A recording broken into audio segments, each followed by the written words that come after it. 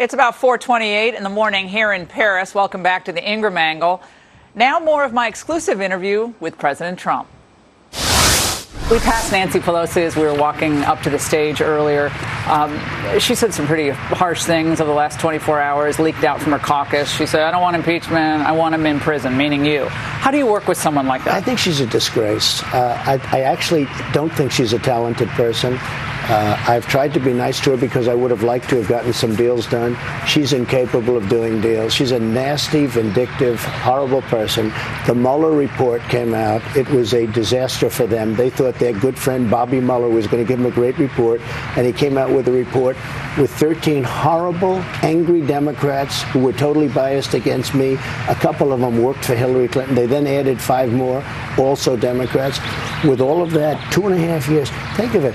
From before I even got elected, they've been going after me, and they have nothing. Do you mind if he testifies still? Before you said you didn't care. Mueller testifies. Let me tell you, he made such a fool out of himself the last time because what people don't report is the letter he had to do to straighten out his testimony, because his testimony was wrong. But Nancy Pelosi, I call her Nervous Nancy. Nancy Pelosi doesn't talk about it. Nancy Pelosi's a disaster, okay? She's a disaster. And let her do what she wants. You know what? I think they're in big trouble, because when you look at the kind of crimes that were committed, and I don't need any more evidence, and I guess from what I'm hearing, there's a lot of evidence coming in. But you look, and then ask Nancy, why is her district at drug needles all over the place?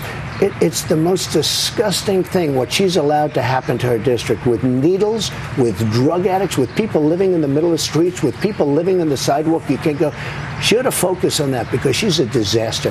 And she made a statement. It was a horrible, when you were nasty, overseas, vicious statement while I'm overseas. Now, if I made any statement about anybody, it would be like a big head. Why would he do that when he's overseas?